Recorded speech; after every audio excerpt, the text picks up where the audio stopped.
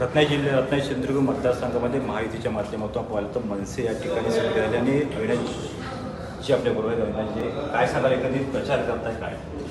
मला असं वाटतं की प्रचार अतिशय उत्तम पद्धतीने चालू आहे.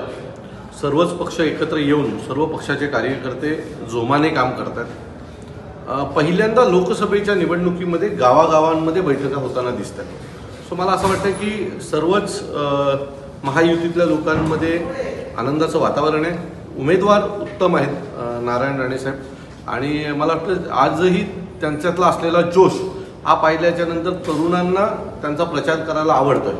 सो मुंबईवरनंही लोक येत आहेत, जे लोक मतदार इथे आहेत परंतु त्यांचं राहिला मुंबईमध्ये आहेत आणि मतदान इथे आहे, ते देखील लोक आम्हाला फोन करतायत, आम्हाला यायचं आहे, आम्हाला गाड्या प्रोव्हाइड करून द्या, अशा प्रकारची त्यांच्याही सांगण्यात. सो मला असं वाटतं की एकंदरीत उत्तम प्रचार चालू आहे. आणि नारायण राणे साहेबांना जाहीर केल्याच्या नंतर उभाटा गट बऱ्यापैकी या निवडणुकीतनं बॅकआउट झाला आहे की काय अशी परिस्थिती आहे. कारण संपूर्ण मी कुडाळपासून ते आज चिपळूणपर्यंत प्रचार करत फिरतोय, मला एक गाडी देखील त्यांची दिसत नाही आहे. सो असं पाहिल्याच्या नंतर एक वाटतं की जवळजवळ ते या निवडणुकीतनं बॅकआउट झालेले आहेत आणि जवळजवळ त्यांनी पराभव स्वतः मान्य केलेला आहे. उभाटा गट कुठेतरी दिसून येते असं पंचापट्टीमध्ये 2.5 लाख मताधिकाऱ्यांनी निवडून असं स्टेटमेंट विनायक राऊत संध्याकाळी 7-7:30 नंतर केलेली स्टेटमेंट असेल ती, त्याच्यामुळे आम्ही त्याला महत्त्व देत नाही. बहुतेक त्यांनी त्यांचा हरण्याचा मार्जिन सांगितलं असेल. सो त्यांनी जरी किती कॉन्फिडन्सनी म्हटलं तरी जी खरी परिस्थिती आहे ती परिस्थिती आहे. आणि आम्ही ग्राउंडला ज्यावेळेला फिरतोय त्यावेळेला जी खरी परिस्थिती आहे, लोकांचं जे म्हणणं आहे ते दिसून येत आहे. सो 2-2.5 लाखाच्या वरच्या फरकाने ते पडतील यात आम्ही खात्रीने सांगू शकतो. म्हणजे काय, आता मागच्या काही दिवसापासून ते पण प्रचारात दिसत नाही आहेत, तो त्यांचा कुठला मधला खाली झाला आहे. बहुतेक आश्वासनं कमी झाली असावीत आणि त्यांनाही माहिती आहे की विनायक राऊत पडणार आहेत. कारण त्यांनी जे काय बोललेत त्यानंतर सर्वच महाराष्ट्र सैनिकांनी शपथ घेतली आहे की विनायक राऊतांना पाडणार आणि त्याचा सर्वस्वी जबाबदार भास्कर जाधवच असणार. म्हणजे मनसेची काय 1,00,000, 1.25 लाख, 1.5 लाख मतं जी आमची आहेत ती जी काही विरोधात पडणार आहेत ना, त्याचा एकमेव जबाबदार माणूस आहे तो म्हणजे भास्कर जाधव. तो भास्कर जाधव किती कॉन्फिडन्सली बोलले तरी आमचे महाराष्ट्र सैनिक त्याला भीक घालणार नाहीत. आणि भास्कर जाधव मला वाटतं त्यांचं तोंड कुठे आणि शेपूट कुठे हेच कळत नाही.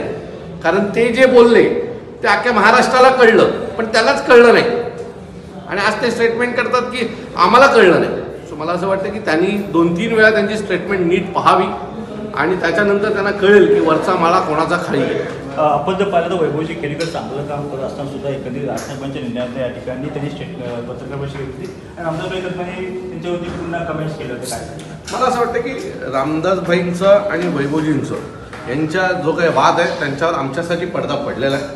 सन्माननीय साहेबांनी स्पष्ट म्हटलेलं आहे की या विषयात तुम्ही कोणी पडू नका, मी दोघांना समोर बसून या विषयाचा अंत करेन. तुम्हाला वाटतं सन्माननीय राजसाहेब या विषयात बोलल्याच्या नंतर आम्ही कोणी बोलण्यासारखं काय राहिलेलं नाही. दोघांना समोर बसून आता काय अशी काय डेडलाईन नाही आहे किंवा मुहूर्त पण पक्षांनी काढलेला नाही आहे, बरोबर आहे. सो निवडणुका होऊ द्या, आत्ताची जी गोष्ट महत्त्वाची आहे ती पार पडू द्या, भविष्यात त्याच्या बाबतीत निर्णय होईल. मतदारांना आव्हान आहे की बाहेर पडा, मतदान करा. तुमचा मतदानाचा अधिकार हा तुम्ही राबवला पाहिजे, निभवला पाहिजे. दुसरी गोष्ट, देशासमोर आता मोदींशिवाय दुसरा ऑप्शन दिसत नाही. मोदी साहेबांनी जे काही निर्णय घेतलेत मागच्या काही काळात ते तरुणांना जर तुम्ही विचाराल किंवा आता कॉलेजच्या मुलांना विचाराल तर त्यांच्यासाठी ते भविष्याची एक पर्वणी आहे. सो जो माणूस तरुणांचं भविष्य सिक्युअर करायचा प्रयत्न करतोय, सो आपण त्याच्या पाठी उभं राहिलो पाहिजे. विकास पुरुष म्हणून त्यांच्याकडे पाहिलं जातं.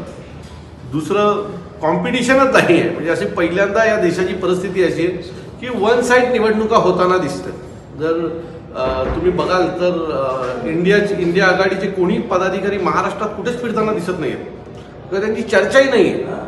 सो ज्या वेळेला वातावरणात निवडणूक, राजसाहेबांच्या भाषेत वातावरणात इंडियाची निवडणूकच नाही आहे. सो मला असं वाटतं की ही निवडणूक वन साईड होईल. 48 जागांपैकी काय वाटतं मला? आता काय मी काही ज्योतिषी नाही आहे त्यामुळे मी काय आकडा वेगळा काढलेला नाही आहे, पण उत्तम भारतीय जनता पक्षाला आणि महायुतीला उत्तम निर्णय येईल एवढं खात्री आहे मला. महायुतीला उत्तम निर्णय मिळेल असं एकंदरीत सांगत ते अविनाश जाधव. कॅप्टन सायसेक्स निस्सारशी लोकशाही.